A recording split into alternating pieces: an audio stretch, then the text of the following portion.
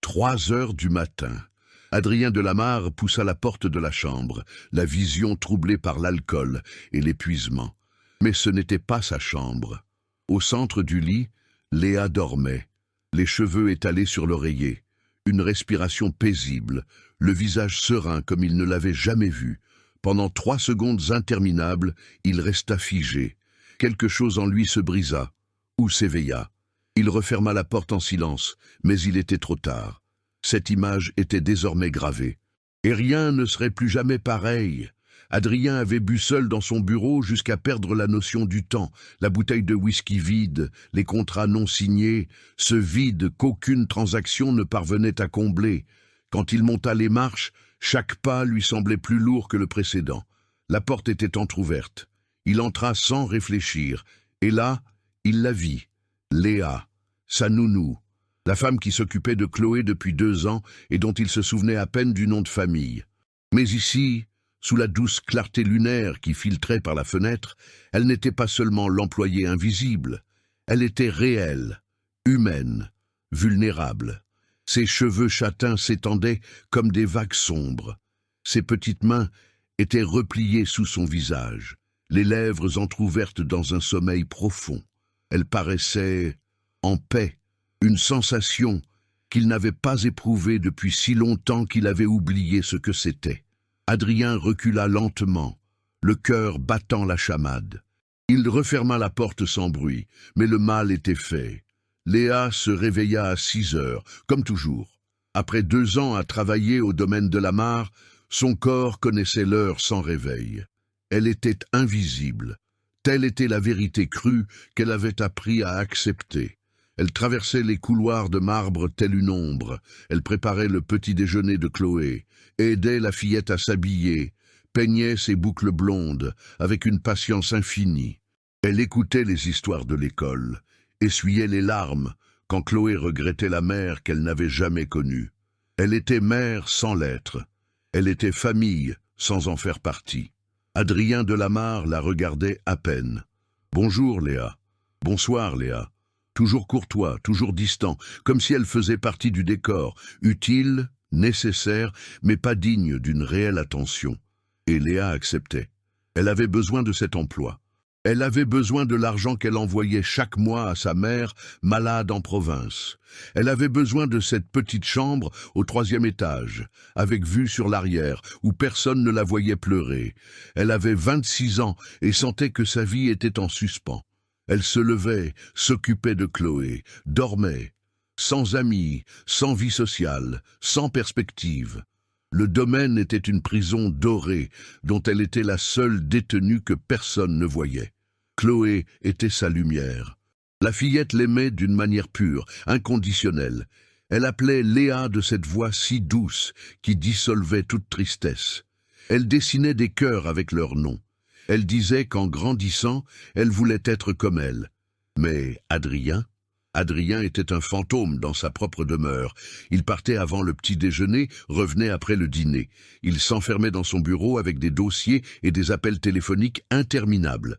Chloé demandait après lui. Léa inventait des excuses. Ce matin-là, après cette nuit étrange, Léa descendit à la cuisine comme d'habitude. Mais quelque chose était différent. Il y avait une tension dans l'air qu'elle ne parvenait pas à identifier. Adrien était assis à table, à 7 heures du matin. Cela n'arrivait jamais. Il leva les yeux quand elle entra, et pour la première fois en 2 ans, il la vit vraiment. Léa sentit son cœur s'emballer. Ses doigts serrèrent la lanière de son sac. Pourquoi la regardait-il de cette façon? Adrien ne pouvait pas chasser cette image de son esprit. Léa endormie, si humaine, tellement différente de la silhouette pressée qui traversait les couloirs, les yeux baissés et les pas silencieux. Il avait passé la nuit éveillé, fixant le plafond de sa propre chambre, essayant de comprendre ce qui s'était passé. Ce n'était pas de l'attirance physique, ou du moins, pas seulement. C'était quelque chose de plus troublant. C'était comme si, pendant ces 3 secondes, il avait vu une personne réelle pour la première fois depuis des années. C'est pourquoi il était là, à 7 heures, assis à la table de la cuisine. Il attendait. Quand Léa entra, Adrien sentit le souffle lui manquer. Elle avait les cheveux attachés en une simple queue de cheval, son uniforme gris impeccable, les mains serrant fermement son sac. Ses yeux couleur miel s'écarquillèrent de surprise. « Bonjour !» Il tenta de paraître normal. « Bonjour, monsieur Delamarre. » Sa voix trembla légèrement. Silence. Adrien voulait dire quelque chose, n'importe quoi. Mais quoi? Désolé d'avoir fait irruption dans votre chambre hier soir. Ivre, j'ai réalisé que vous êtes une personne réelle, et ça m'a bouleversé. Chloé arriva en courant, le sauvant. « Léa, papa est là !» La fillette semblait choquée et heureuse à la fois. Léa sourit, ce sourire qu'Adrien n'avait jamais vraiment remarqué. Doux, sincère, transformateur. « Je vois, ma chérie, quelle bonne surprise !» Adrien les observa interagir. Léa ajusta le ruban dans les cheveux de Chloé. Chloé serra sa taille. Il y avait de l'amour là, de l'amour véritable, pas une obligation. Combien de fois Chloé l'avait-elle cherché ainsi, et il était trop occupé pour le remarquer? « Tu prends le petit déjeuner avec nous, papa ?» demanda Chloé, pleine d'espoir. Adrien regarda Léa. Elle évitait son regard, tripotant nerveusement les lanières de son tablier. « Oui, je reste. » Le mot sortit avant qu'il ne puisse réfléchir. Chloé poussa un cri de joie. Léa devint pâle. Les 15 minutes suivantes furent parmi les plus étranges de la vie d'Adrien. Chloé parlait sans cesse de l'école. Léa servait les crêpes en silence. Ils mangeaient lentement, sentant le poids de chaque seconde. Quand Chloé s'éloigna pour chercher son cartable, ils restèrent seuls. « Monsieur Delamarre » commença Léa à voix basse. « Adrien » il l'interrompit. « Appelez-moi Adrien. » Elle le fixa, confuse, vulnérable. « Hier soir, je me suis trompé de chambre. » Les mots s'entremêlèrent. « J'avais bu. Je m'en excuse. Ce n'était pas convenable. » Léa hocha la tête rapidement, les joues rougissantes. « C'est bon. Il ne s'est rien passé. » Mais tous deux savaient que c'était un mensonge. Quelque chose s'était passé.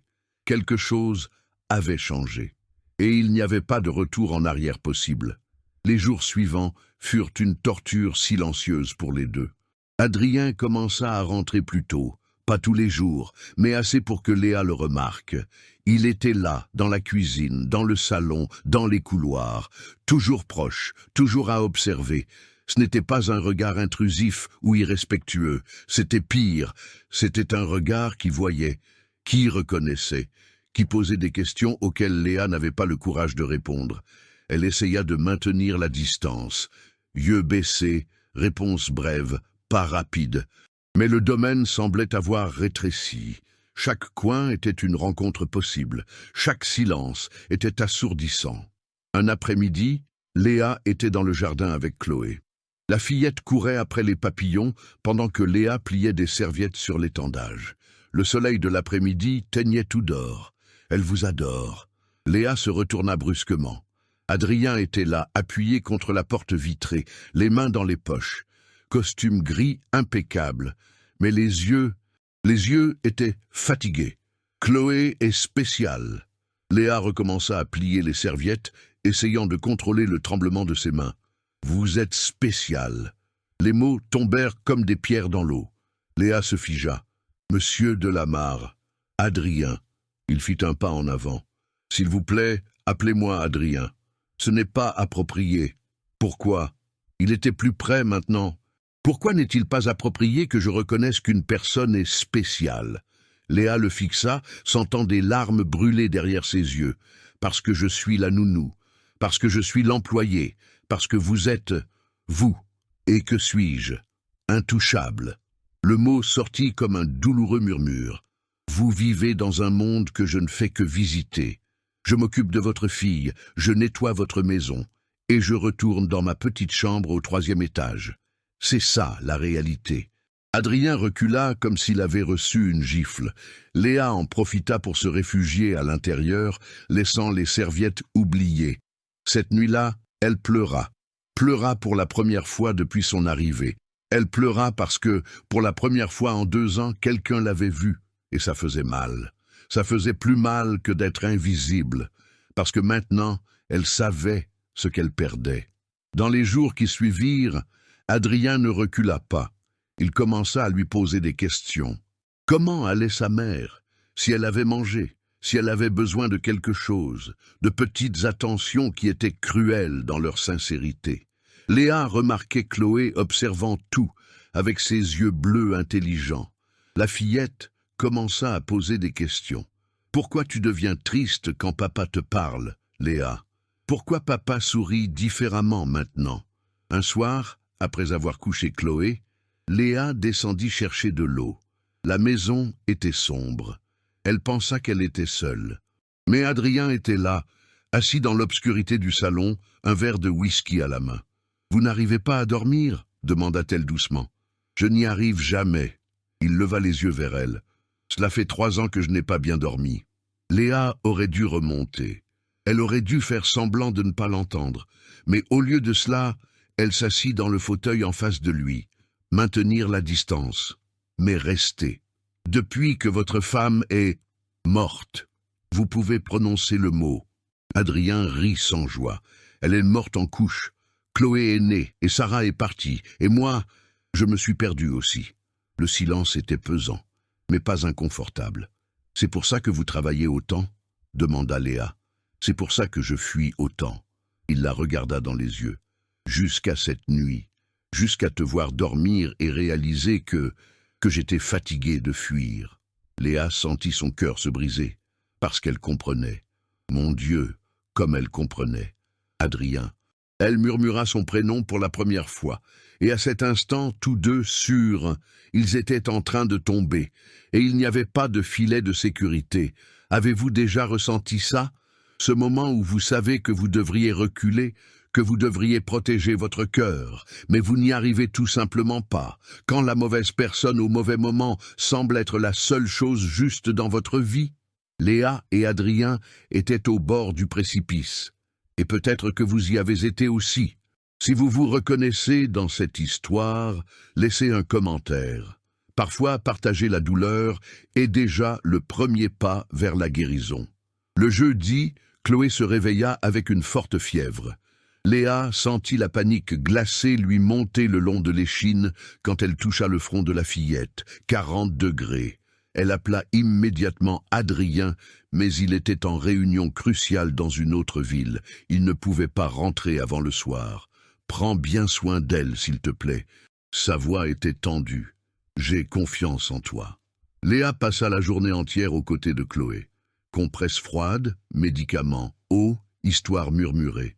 La fillette pleurait doucement, réclamant la mère qu'elle n'avait jamais connue, le père qui n'était pas là. « Je suis là, mon amour, » murmurait Léa tenant sa petite main chaude. « Je ne te quitterai pas. » Et elle ne la quitta pas, ni quand la fièvre persista, ni quand la nuit tomba, ni quand Chloé finit par s'endormir, épuisée, recroquevillée contre sa poitrine, sur le canapé du salon.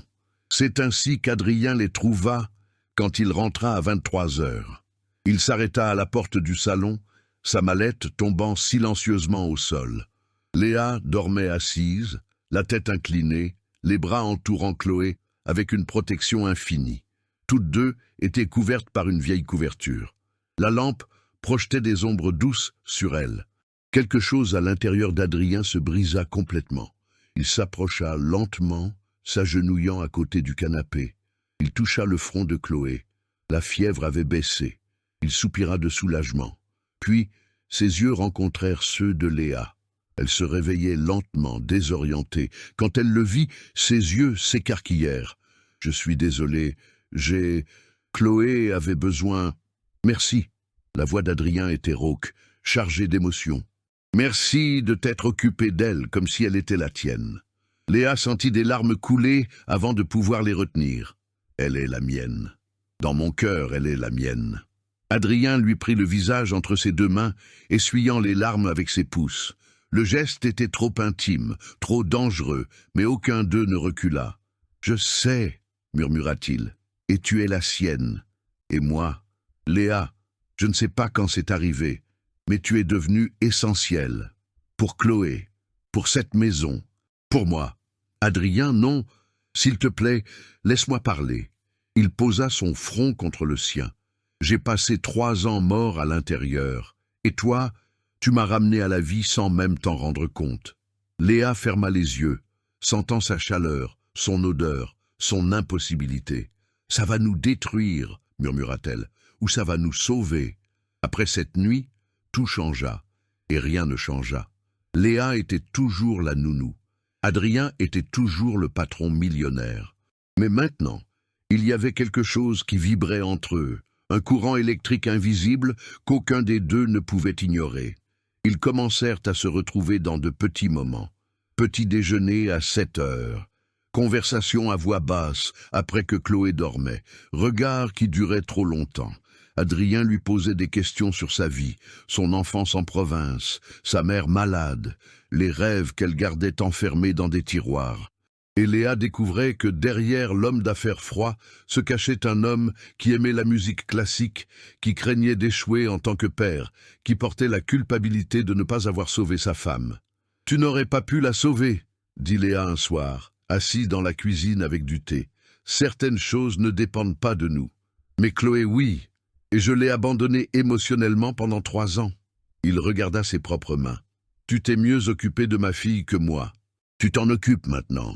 C'est ce qui compte. » Adrien leva les yeux vers elle, et il y avait quelque chose là qui faisait dangereusement accélérer le cœur de Léa. « Léa, non. » Elle se leva rapidement. « S'il te plaît, ne dis pas ce que tu penses. »« Pourquoi ? Parce que ça ne peut pas arriver. » Sa voix trembla. « Je travaille pour toi. J'habite chez toi. Chloé a besoin de stabilité, pas d'une autre perte. Et si ce n'était pas une perte? Et si c'était quelque chose de réel? » « Réel ?» Léa rit sans joie. « Adrien, tu vis dans un monde de contrats à millions, de dîners de gala, un nom de famille qui ouvre les portes. Je suis la fille de la province qui a à peine terminé ses études. Ce n'est pas un conte de fées. Je ne veux pas d'un conte de fées, je te veux, toi. » Les mots restèrent suspendus. Léa sentit les murs se refermer. Son cœur la suppliait de croire, mais son esprit criait au danger. « J'ai besoin de dormir », murmura-t-elle, s'enfuyant avant qu'il ne voie les larmes. Cette nuit-là, allongée dans sa petite chambre, Léa serra l'oreiller contre sa poitrine. Elle était amoureuse, profondément, irrévocablement amoureuse d'un homme qui ne pourrait jamais être le sien. Et ça allait la détruire. Victoire Delamarre arriva un samedi matin sans prévenir. Léa était dans la cuisine à préparer des crêpes pour Chloé lorsqu'elle entendit la voix acerbe. « Où est mon frère ?» Elle se retourna et trouva une femme élégante en tailleur blanc, cheveux platine impeccables, des yeux bleus glacial parcourant la cuisine avec dédain. Dans son bureau, Madame Delamarre. Victoire l'analysa de haut en bas. Léa se sentit petite, insignifiante. « Vous êtes la nounou. »« Oui, madame. » Le son était lourd de jugement. Victoire monta sans un mot de plus. 15 minutes plus tard, des cris résonnaient dans le couloir. Léa essaya de ne pas écouter. Elle tenta de se concentrer sur Chloé qui dessinait à table. Mais c'était impossible à ignorer. « Tu as perdu la tête ? L'employé ? Adrien ? L'employé. Elle a un nom. Et ce ne sont pas tes affaires. Ce ne sont pas mes affaires. » La voix de Victoire était hystérique. « Tu es un Delamarre. Tu as des responsabilités, une réputation. Que vont dire les gens ? Je me fiche de ce que les gens vont dire. Tu devrais. Pense à Chloé. Tu veux que ta fille grandisse en entendant que son père s'est impliqué avec la nounou ? Quel genre d'exemple est-ce » Silence pesant. Léa sentit le couteau se tordre dans sa poitrine. Victoire disait à voix haute toutes les vérités qu'elle essayait d'ignorer. « Elle n'est pas juste la nounou, » dit Adrien, la voix basse mais ferme. « Elle est la personne qui s'est occupée de Chloé quand j'étais perdu, qui a ramené la vie dans cette maison, qui m'a fait ressentir à nouveau. » Ressentir quoi? La culpabilité de ne pas faire attention à une employée? Ou penses-tu vraiment que c'est de l'amour? Victoire ricana cruellement. « Adrien, réveille-toi, elle travaille pour toi, elle dépend de toi. Crois-tu qu'elle aurait le moindre intérêt si tu n'étais pas riche? Sors de ma maison. Oh, pas avant que tu me promettes de mettre fin à cette folie. » Léa n'en put plus. Elle prit Chloé par la main et sortit dans le jardin, les larmes coulant silencieusement. Chloé la regarda avec ses yeux trop sages pour ses 7 ans. « Tu pleures à cause de tant de victoires ?» Léa essaya de sourire. « Non, ma chérie, c'est juste...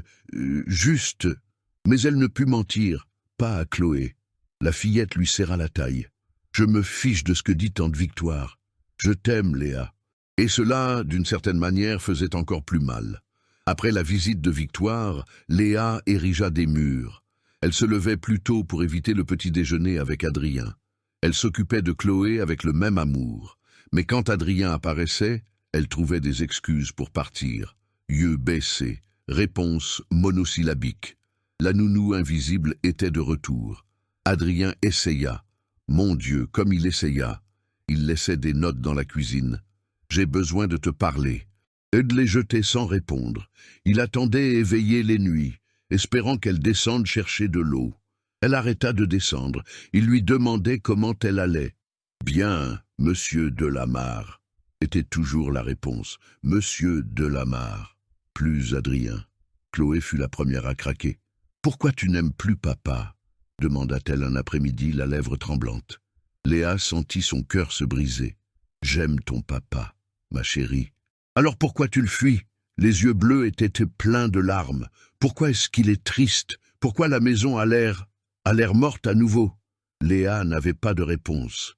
Comment expliquer à une enfant de 7 ans que parfois aimer ne suffit pas? Que le monde a des règles cruelles sur qui peut aimer qui? C'est compliqué, Chloé. Mais tu as promis de ne pas partir. La fillette se mit à pleurer. Tout le monde s'en va. Maman est partie. Papa était loin. Maintenant tu es loin aussi. Léa serra Chloé fort, ses propres larmes tombant sur les cheveux blonds de la fillette. Je ne partirai pas, je te le promets. J'ai juste besoin de temps. Mais c'était un mensonge. Elle s'en allait. Elle avait déjà commencé à chercher d'autres emplois, d'autres endroits, d'autres vies où elle n'aurait pas à voir Adrien tous les jours et sentir son cœur se fendre. 3 semaines plus tard, Adrien la trouva dans le jardin. Chloé était à l'école. Il n'y avait nulle part où fuir. « Tu vas partir ?» Ce n'était pas une question, c'était une constatation douloureuse. Léa n'arrivait pas à le regarder. « C'est mieux ainsi. » « Pour qui ? Pour tout le monde. » « C'est faux. » Il fit un pas en avant. Elle recula. « Léa, regarde-moi. » « Je ne peux pas. S'il te plaît. » Elle leva les yeux, et ce qu'elle vit faillit la tuer. Adrien était brisé, cerne profond, barbe naissante, l'éclat éteint dans ses yeux bleus. « Je respecte ta décision, » dit-il, la voix rauque. « Si tu dois partir, je ne t'en empêcherai pas. Mais avant, j'ai besoin que tu saches une chose. » Léa attendit, réussissant à peine à respirer. « Je t'aime. » Les mots sortirent simples, dévastateurs. « Je t'aime d'une manière que je ne pensais plus possible. Tu m'as ramené à la vie. Tu as fait sourire Chloé. Tu as transformé cette maison morte en foyer. » Adrien, laisse-moi finir. Il passa sa main dans ses cheveux, désespéré. « Je sais que c'est compliqué. Je sais que le monde va juger. Je sais que ma famille est un cauchemar. Mais je sais aussi que sans toi, nous ne faisons que survivre. Et je suis fatigué de ne faire que survivre. » Léa sentit les larmes couler librement maintenant. Et si ça ne marche pas? Et si on fait encore plus de mal à Chloé? Et si ça marche? Il prit ses mains, délicatement, lui donnant la chance de se retirer. Elle ne se retira pas. Et si nous étions heureux? Le silence était lourd de possibilités. Léa ne donna pas la réponse ce jour-là, mais elle ne partit pas non plus. 1 semaine passa, puis 2. Elle et Adrien recommencèrent à parler. De petites conversations, prudentes, comme 2 survivants d'un naufrage testant la solidité du sol. Chloé le remarqua. Les enfants le remarquent toujours. La veille de son 8e anniversaire, elle fit un vœu qui changea tout. « Je veux que papa et Léa soient heureux ensemble. » Pas amis, pas cordiaux, heureux ensemble. Adrien et Léa se regardèrent au-dessus de la tête de la fillette.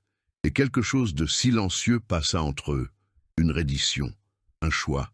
Cette nuit-là, après avoir couché Chloé, ils s'assirent dans le jardin sous les étoiles. « Ce sera difficile, » dit Léa doucement. « Je sais. Ta famille va nous détester. Probablement. Les gens jugeront. Certainement. » Adrien lui prit la main, entrelaçant leurs doigts. « Mais je préfère affronter le monde entier avec toi que vivre sans toi en paix. » Léa se tourna vers lui, les yeux brillants de larmes. « J'ai peur. Moi aussi. » Il sourit. Ce sourire qu'elle aimait maintenant plus que respirer. Mais Chloé m'a appris quelque chose. Parfois, les meilleurs cadeaux sont enveloppés de courage. 6 mois plus tard, Léa n'était plus la nounou. Elle s'occupait toujours de Chloé, mais maintenant comme celle qu'Adrien présentait comme « la femme que j'aime ». Sans se cacher, sans honte. Victoire n'accepta jamais complètement, mais elle apprit à tolérer quand elle vit Chloé s'épanouir. La fillette qui était silencieuse et triste riait maintenant fort, sautait dans les bras de Léa, appelait Adrien papa sans crainte. Le domaine n'était plus un mausolée, c'était un foyer. Et un matin, quand Adrien entra dans la chambre, la bonne chambre cette fois, et vit Léa qui s'éveillait, lui souriant, il repensa à cette nuit 6 mois plus tôt. Il était entré dans la mauvaise chambre, ou peut-être, juste peut-être, que c'était la bonne chambre depuis le début. Parce que parfois, les meilleurs chemins commencent par une mauvaise porte. Et parfois, les personnes les plus importantes de notre vie sont celles qui étaient là tout le temps, attendant juste d'être vues. Léa n'était plus invisible, et Adrien pouvait enfin voir, 3 ans plus tard. Chloé avait 11 ans et dessinait dans le jardin. Pas des dessins de solitude, mais de famille. 3 personnes main dans la main, toujours 3. Léa était à ses côtés, les cheveux au vent, une petite bague en or au doigt. Pas encore de mariage, mais de promesse. Une promesse qu'Adrien avait faite lors d'un dîner simple, sans photographe, sans jugement. Juste eux 3. « Léa, » demanda Chloé soudainement, « tu crois que maman t'aurait aimé ?» Léa sentit son cœur se serrer. C'était une question qu'elle craignait et espérait à la fois. « Je crois que ta mère aurait voulu que ton père soit heureux et que tu sois aimé. Alors oui, je pense qu'elle t'aurait aimé. » Chloé sourit et retourna à son dessin. Adrien observait depuis la fenêtre de son bureau, ne fuyant plus le travail, mais équilibrant vie et carrière. Il avait appris que le succès sans amour n'était qu'une survie élégante. La leçon avait été douloureuse. Parfois, les personnes les plus importantes sont si proches que nous en devenons aveugles. Léa avait été là pendant 2 ans avant qu'il ne la voie vraiment. 2 ans d'invisibilité jusqu'à ce qu'une mauvaise porte lui ouvre les yeux. L'héritage de Sarah, la première épouse, n'était pas la douleur. C'était Chloé. Et Chloé méritait de voir l'amour, pas son absence.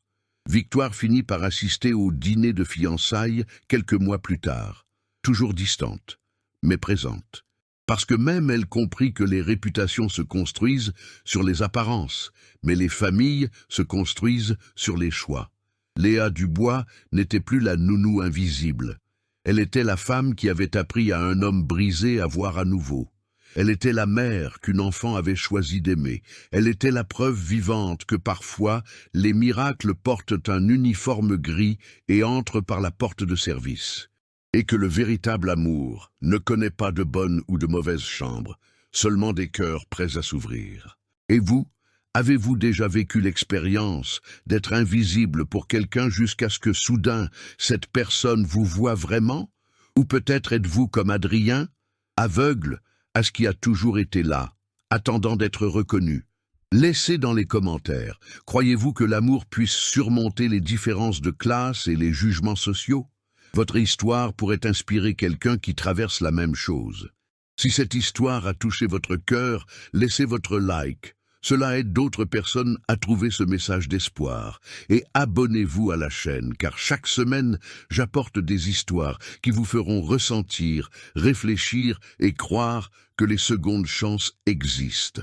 À bientôt dans la prochaine vidéo. Et rappelez-vous, parfois, la mauvaise porte mène à la bonne destination.